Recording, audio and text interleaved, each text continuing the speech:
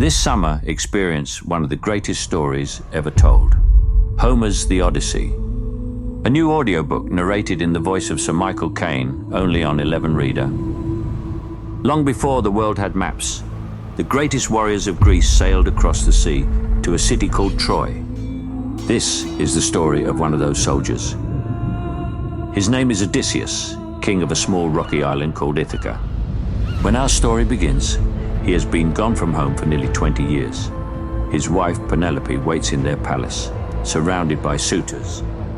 His son, Telemachus, born just before the war, has grown into a young man who has never met his father. And the captive Odysseus longs only to see his home again. With that, we present Homer's The Odyssey. Before you see the film, hear the full audiobook available for free, exclusively on 11 Reader. Get the 11 Reader app today. Most people don't realize how much their personal information is being bought and sold every day. Data brokers are making billions, pulling details about you from public records and the internet, and then packaging and selling it, usually without your consent. That's how your information lands in the hands of scammers, spammers, even stalkers. It's why you get endless robocalls and why ads seem to follow you everywhere. That's where Aura comes in. Aura actively removes your data from broker sites and keeps it off. They also instantly alert you if your information shows up in a breach or on the dark web. But Aura goes beyond data protection. With one app, you get a VPN, antivirus, password manager, spam call protection, dark web monitoring, and even up to $5 million in identity theft insurance, all backed by 24/7 US-based fraud support. Other companies might sell just credit monitoring or just a VPN. Aura gives you all of it, together, at the same price competitors charge for just one service. Start your free trial today at aura.com/remove. Protect yourself now at aura.com/remove. From the classroom to bookshelves to an acclaimed winning author from the great state of Ohio, Ron Luce. Thank you very much, sir, for being on the Randomness of Nothing podcast. It's my pleasure. Thank you for having me. I got to be honest with you. I'm a person that always enjoys a good story, right? And so, can you give us some background how you've navigated education, authorship, and the life that you've lived? Well, that's a long story. I'll try to keep it brief. Yeah. I've always been a writer. Ever since I was a little kid, I wanted to write things down, and I'm also a reader. So I think those experiences very early in my life caused me to love language and to want to play with language and see what it could do. So I've written really since I was quite young. During my earlier years, I tried to write poetry. I still write poetry. Beautiful. But it wasn't until I reached the point of getting through education, through my own education and then teaching, where I had to do a lot of writing, but it was largely for professional journals and those kinds of things. So when I finished working as a college professor, I decided to spend my time focusing on what I wanted to write and on what I cared about, and really pulling a lot of the things together that I've learned throughout my lifetime into coherent books. So I've written a number of books, some nonfiction and some fiction. Yeah. And I'm just enjoying sharing that with readers now. What's always fascinating when I talk to authors is really because everybody in their mind thinks they can start a book, right? And then you actually try to actually put pen to paper and you realize the difficulty because you read so much and you're like, okay, well, I can write. Like I've tried. And then I'm like, I don't know if I could actually do this because, it's enjoyable to me. Or, I could write myself in the story or something of that nature. And then you can end up going on what I like to call the tangents, where you want to add multiple things all at once, but you lose track of what you were actually looking to accomplish. Yes, it's very difficult. And I don't think, unless you've written something extensive, it really is hard to imagine what it takes to do it. And I would just simply say that I don't sit down to say I'm going to write a book. I sit down and write. Yeah. And if I really like the characters I'm working with, or I find the story going some direction, or I see some key image that I really love, that will motivate me to write and to continue writing. And once I start writing, there has to be something that holds it all together, and Right. it has to get somewhere.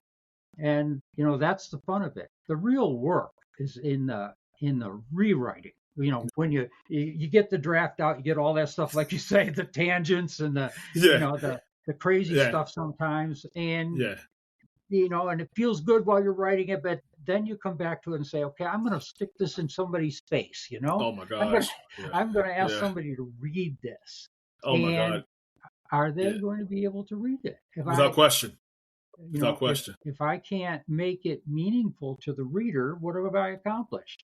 Right. And so it's a process, and it's a difficult process. And I think that, there's some parallels to it before we get into the specifics of your book of like doing a podcast, right? Because you're like, okay, I think I did the interview, and then you replay it back and you hear your voice like, wow, that was really terrible. That was, I thought I was kind of doing a halfway decent job until it actually was actually played back to me.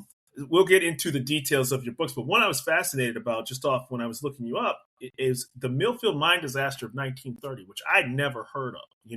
Can we get into that? I mean, I consider myself pretty decently well known about things. I never heard of that. Oh, really? Well, No. the Millfield mine disaster book that I did is a nonfiction work. It is focused on the events that happened on November 5th, 1930, when Ohio had its largest mine explosion, causing the most deaths that the state has experienced in coal mines. And it really tells the story of how it happened, why it happened, and the efforts that were made to keep it from the public for a long time. This is a situation where 82 men died in a mine collapse, or not collapse, I'm sorry, explosion. And it didn't have to happen. It was largely the result of neglect, the owners not willing to have modernized equipment, to have safety procedures in place. And what's really interesting about that particular explosion is this is one of the rare situations where it wasn't just the workers, the coal miners who died, but 10 people who actually represented the company, including the president of the Sunday Creek Coal Mining Company. Wow. They were all there for a visit on that day, went down in the mines, and so they were 10 of those folks, superintendents, supervisors, engineers, all died in that experience. So, it got a lot of attention because those people, those 10 people from the corporate world were in there. Whereas many explosions that have happened over the centuries, actually, but where many explosions just didn't register as big news because they were just the workers, that kind of an attitude, which still goes on today. Right. So, and the reality about it is that, I think when it doesn't become, unfortunately, classification when it comes to deaths is real, and tragedies is real. And sometimes some get more attention than others. It's unfortunate because at the end of the day, it should still be a tragedy. And the other point to that, to a degree, is the profession itself is already dangerous into itself. Exactly. And then, on its best day, right? And then you add a layer of, a certain classification down there. It's something I was unfamiliar with. Yeah. Yes. Right. And then you're adding on top of that it usually didn't happen just in that one specific event. There were multiple things when they do their investigation that lead up to them. And that's unfortunate. Yeah. I'm glad you were sharing that story. Coal mining wasn't something I ever intended would be a big part of my life. But when I moved to Ohio, I because I'm an actor, I was asked to wonderful. play a role in some historical events. Right. And I had to learn how to portray a major leader in the coal mining industry as an advocate for coal miners. Oh wow! Particularly somebody who was trying to put together unions and get workers to join together to stand up against all of the problems. Yeah. So in order to play that role, I had to learn Research. huge amount of stuff about coal mining, Yep. and typical of me, I do a lot of research, and I really try to understand what I'm Yeah. presenting. Yeah. And so I learned an awful lot. If you'd ever told me 20 years ago I'd write a book about coal mining, I'd have said, "What are you talking about? I don't know Did you anything about coal mining." did you go Daniel? You didn't go Daniel Day-Lewis on us, right? Where you suddenly start actually like living in character the entire time. No, I have no desire to go down in a coal Yeah. mine, Okay. use a pickaxe, and hack Yeah. out the coal. Yeah, I was about to say, Les, like there's limits. So, um, let's talk about your other works as well too, because there was Walking on Nathan's Grave. What's that all about? Well, Walking on Nathan's Grave was actually the second novel I put out. Mm-hmm. And it really is focused on a man who has gone through a lot of trauma in his life. Mm-hmm. And he has to deal with refinding himself, finding a way to get through his own self-made problems and the trauma that he faced as a child and all those kinds of things, and arrive at a place where life had meaning for him, where he felt like there was something worth Mm-hmm. fighting for, living for. Mm-hmm. And it really is a story of redemption. And in some ways it parallels my own life experiences with he has been so upset by life that he falls into drug use, alcohol, those kinds of things, and he's throwing away a great talent that he has because he doesn't know what else to do. He's allowed the world to beat him up, Right. and he works through a process of getting connected with someone else who is very much interested in a past experience, past history experience of back in the 1800s of a young man who was ultimately hanged for killing a couple of people, or perceived to have killed people, though the court case shows that there was never any real evidence that he did it. They didn't need a lot of that back then. All they needed was, Yes, absolutely. Right. So there's that case going on, and then this writer, this main character that I was referring to, he and this police officer who he meets become involved not only in trying to feel their way through that story, but also crime that is going on in the police officer's life within the police force. So we got these two going on things going on simultaneously, one from the 1870s and one in current time. Right. And they have to negotiate it. And they also have to learn how to work with each other and find their way in a world that is very complex and painful at times. I've always been fascinated by novels, for me, like personally, that really are a little bit older, that are in that 1850s, 1920s. Like I'm a sucker for like 1923 and what's that, 1884, I think, that I'm probably like butchering the right. I love like Stagecoach stuff. The share. 1980, no, the CBS Paramount shows that were like, in the Westerns and stuff like that, like the previous time. But I'm a sucker for stuff where like, the country was kind of getting new technologies, things were done, the sheriff's departments are learning things along the way, to your point when, the person was, executed without a lot of evidence because they're still learning a court system of right and wrong, so to speak, and what, there's not a lot of, these people are learning things along the way.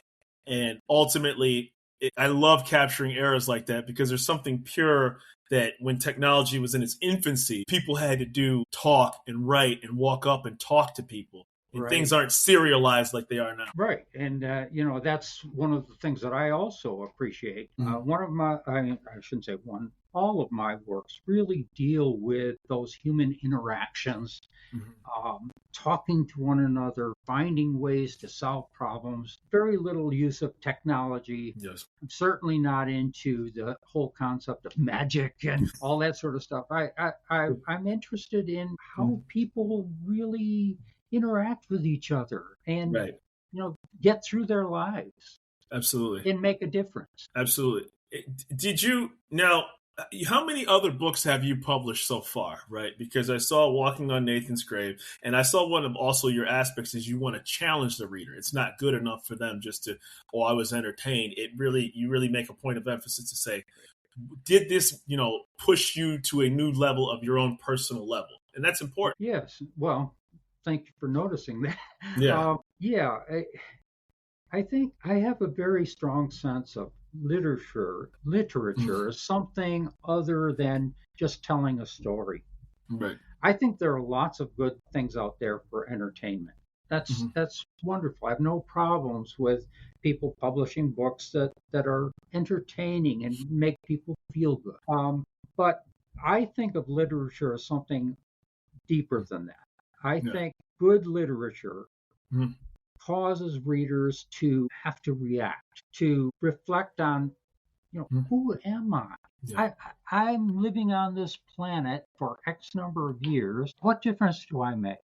For sure. What do I want for myself? Mhm. What do I want for humanity in general? Right. Um, and I think those are the essential questions that make us human. Right. Right. And so Beautiful. I'm very interested in trying to get readers to reflect. I think a whole lot of my own life has been involved in, looking at who I am, what I've done, what I haven't done, Mhm. whether I did things well or didn't do things well, and Mhm. constantly trying to say, okay, how can I be better? How can I Right. do better? Right.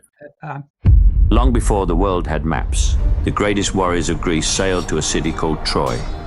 This is the story of Odysseus, a man held captive longing only to see his home again. When our story begins, he has been gone from home for nearly 20 years. With that, we present the greatest adventure story ever told, Homer's The Odyssey.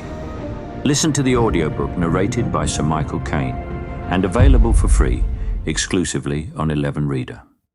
Most people don't realize how much their personal information is being bought and sold every day. Data brokers are making billions pulling details about you from public records and the internet, and then packaging and selling it, usually without your consent. That's how your information lands in the hands of scammers, spammers, even stalkers. It's why you get endless robocalls and why ads seem to follow you everywhere. That's where Aura comes in. Aura actively removes your data from broker sites and keeps it off. They also instantly alert you if your information shows up in a breach or on the dark web. But Aura goes beyond data protection. With one app, you get a VPN, antivirus, password manager, spam call protection, dark web monitoring, and even up to $5 million in identity theft insurance, all backed by 24/7 US-based fraud support. Other companies might sell just credit monitoring or just a VPN. Aura gives you all of it, together, at the same price competitors charge for just one service. Start your free trial today at aura.com/remove. Protect yourself now at aura.com/remove. far from perfect, believe me. Absolutely. But the idea that if we adopted that kind of an attitude, if every human being out there said, I want to be better, Hmm. I want to appreciate other human beings Hmm. more than I have, I want to Yeah. be open to things that might be strange to me Right. and maybe uncomfortable for me, Right. and teach myself how to recognize that the world doesn't operate according to Ron Luce. Not everybody does things and feels things in the same ways. And the good part about by doing that in a book is it's non-judgmental, right? So like when Right. you start actually, because you can try to self-reflect in whatever way people decide to try to do that, that may or may not work, or maybe you don't feel like confiding in somebody. But if you're reading a character and you're noticing a flaw, once in a while you'll sit back and say, man, that's kind of like me. Man, they're doing something that, I didn't realize that was a part of my personality. Or if you see somebody, acting in a certain behavior, you start sitting back and saying, I kind of do the same kind of things, and that I'm uncomfortable seeing or reading about that. Right. Right. And then, or you learn about a different language, a different country, a different location, etc. And you'll say the world is much bigger than the zip code that I live in. And this Right. book transported, because you can literally autopilot your mind because, when the light changes, same dogs walking down, and then people's minds start getting stale. And then you read one of Exactly. your books, for example, and you're like, man, I didn't even know something happened in 1870 or a coal mine disaster. The life's not so bad. You know what I mean? Right. Right. Well, I think that's kind of the essence of it is, if I've written it well, the reader has to engage it, and the reader has to make decisions for himself or herself about what they're going to do with it. Exactly. I write a great deal about the human condition, the issues that we all face, the current sense of hatred toward others who are not what people think of as the mainstream or the dominant forces or whatever, and the problems that they have, and the issues of in our society about, we set forth as Americans these notions that, we're all for freedom, equality, fairness, all those kinds of things. But in reality, when you look at the reality of those things, they're nice ideals, but we are way away from those. I think We have not reached those things. there are times where, I think that life is absolutely beautiful, but there are also times where people will find, in all walks of life, unfortunately, the inherent joy of watching somebody suffer, right? Because of, for whatever reasons that they've decided to be. And so, it's very sad. And so, it's easy to get caught up in the cynicism of people who behave like that. So what the beauty about a show like this, and that I've tried to do in my little corner of the world, is say, hey, if you have something good and positive to put out into the world, this is the opportunity to do so. If you're an author, an entrepreneur, people have aspirations, but sometimes everyday life can break them down. And so they can only, on the flip side, get joy out of watching somebody have something bad happen to them. Right. For reasons and that's sad. It's sad as human beings that we try to find people to hate. Yeah, it can try to find people to beat down and make lesser than us. Yeah. Yeah. It definitely can be very, very, very taxing, to think about things like that. What do you, and now as far as your repertoire of also theater production, and also when it comes to your professorship, can we dive into that? What did professorship, you said you did it before writing, and then can we kind of dive into that world? Being a teacher or professor? Yes, absolutely. Oh, sure, absolutely. Well, I taught for a number of years before I retired, and I absolutely loved working with students. I loved interacting with them, helping them to question and to challenge themselves to reach their potential. And I think too much of education is spoon feeding. I always took the approach that my job is to help that person figure out what the big questions are, and then what they think they want to do about them. I taught a lot of writing classes, and when you step into somebody else's creative process, you can destroy them easily. If you are mean-spirited, nasty, the old red pen, everything you do is wrong, and there's the mistake. All that. And so many teachers still do that stuff. I always approached it from the standpoint of, what do you want to say? Why do you want to say it? What do you want to say it to? What's it going to take to say it to them? Well, what are you willing to do to look at yourself and say, I want what I put out there in front of other people to be something I'm proud of, and that they will look upon me in a positive way. So it's the underlying thinking that I think it just doesn't get promoted as well as I think it could be in many, many cases. Well, it's funny. I'm a big movie buff, right? And I love Mr. Holland's Opus. It's one of the best movies in the 90s, right? Like, I don't know if you've ever seen that film. It's a fantastic motion picture, right? That's really underrated. Right. But Whiplash gets a lot of views, and because you want to see the teacher that kind of goes off the head, off the edge. You got J.K. Simmons beating up, the drummer and everything like that. So I think that, to your point, the positivity and the good side and the challenging may sometimes take a back seat to the aggression and the pushiness that people sometimes want to see in a dramatic type of situation. In reality, teaching is about patience, right? And bringing something out of people that they didn't know they had in them or are scared to. The good ones, yes. Yeah, for sure. For sure. Unfortunately, I mean, my own experience was that not all teachers really worked for the good of students. It was a job. Yeah, And as far as I'm concerned, those people shouldn't be in the business. They yeah. shouldn't be. They shouldn't be teaching. You definitely have a front Um, row seat to that. and I think there's a lot of negativity out there toward young people, and that's sad. I mean, yes, they're Yeah, young. Yes, yeah. they don't do everything like I might do them, but Mm-hmm. how are they ever going to learn if all they get is negativity, getting essentially beaten up Yeah. for attempting to do what you're asking them to do? I think.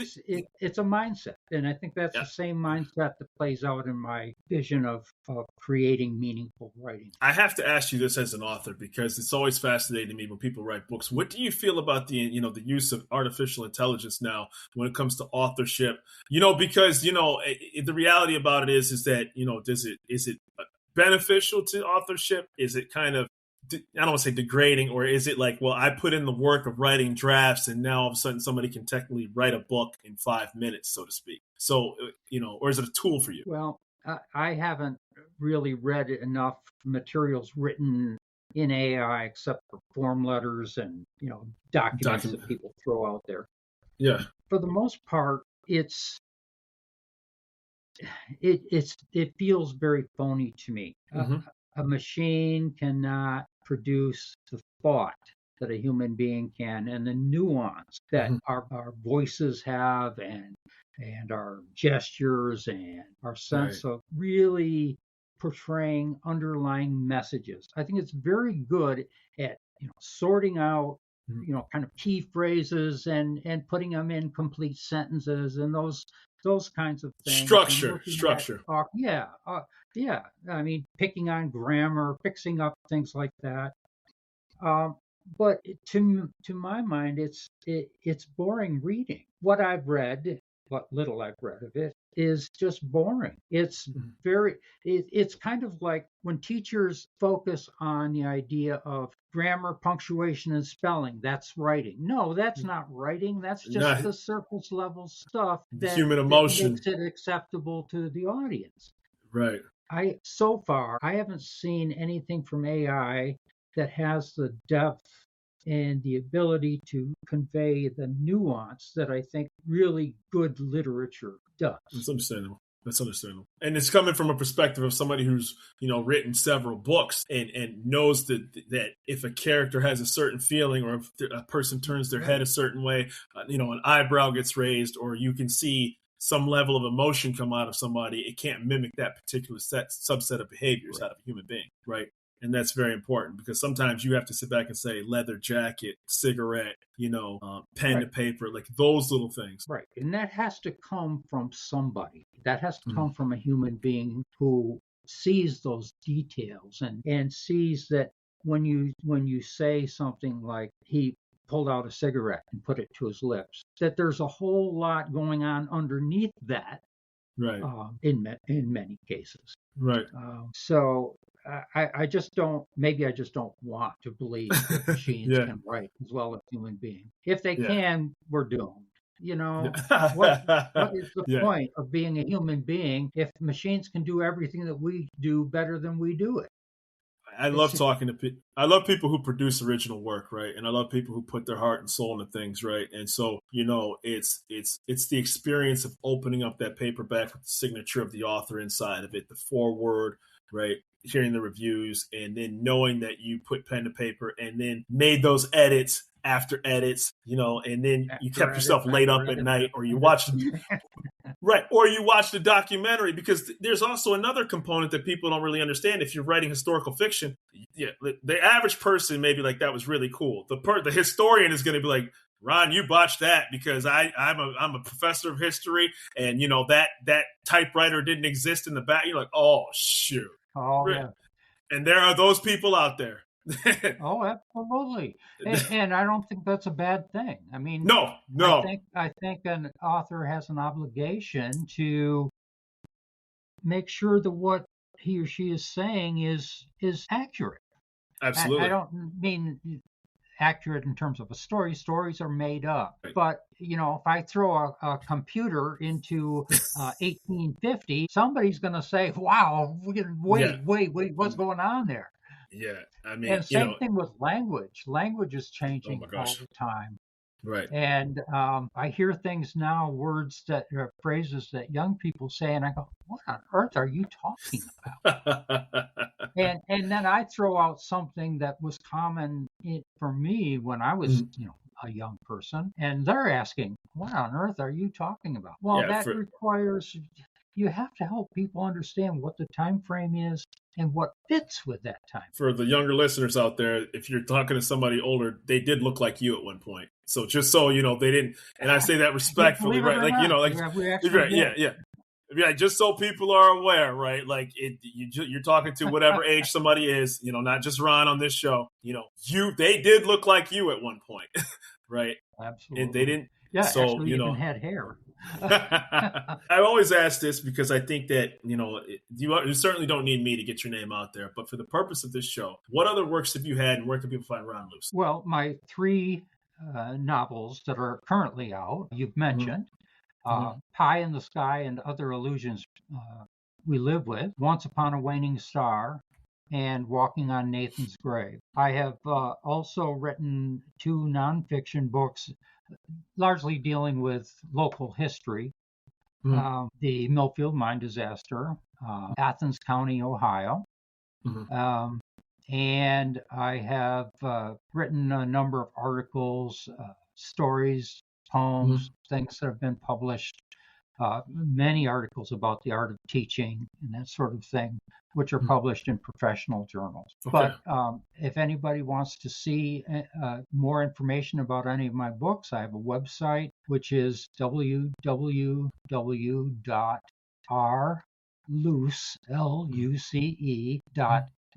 So it's www.rluce.net. And they can look at any of my books. They can look at reviews. They can look at anything they want to that's there. Wonderful. And so I think that the beauty of, I could never AI a show. So, I used to clean up the show, but I don't ever want to talk to an AI author. You know what I mean? And this is coming from somebody who's embraced technology, but, I don't think that would be a fun experience because there would be, pretty empty calories going on right there. So I'm fortunate to be talking to a living, breathing author in front of me. And so for that, I'm eternally grateful. And I wish you all the success and the continued success of your novels. I'm looking forward to reading some of them. Thank you, Rashad, and thank you for what you're doing. Yeah. I very much appreciate it. Full disclosure, like being a geek wasn't the coolest thing growing up, but somewhere like when the millennium changed and technology and everybody was like, man, that stuff's kind of cool. I'm looking at people like, yeah, I was ahead of the curve. You remember when you laughed at me when I was like 12 or 13 for liking that stuff? Now, flipped it on its head a little bit. So, yeah, wonderful. Appreciate you, Ron. Thank you for your time. Thank you. Most people don't realize how much their personal information is being bought and sold every day. Data brokers are making billions, pulling details about you from public records and the internet, and then packaging and selling it, usually without your consent. That's how your information lands in the hands of scammers, spammers, even stalkers. It's why you get endless robocalls and why ads seem to follow you everywhere. That's where Aura comes in. Aura actively removes your data from broker sites and keeps it off. They also instantly alert you if your information shows up in a breach or on the dark web. But Aura goes beyond data protection. With one app, you get a VPN, antivirus, password manager, spam call protection, dark web monitoring, and even up to $5 million in identity theft insurance, all backed by 24/7 US-based fraud support. Other companies might sell just credit monitoring or just a VPN.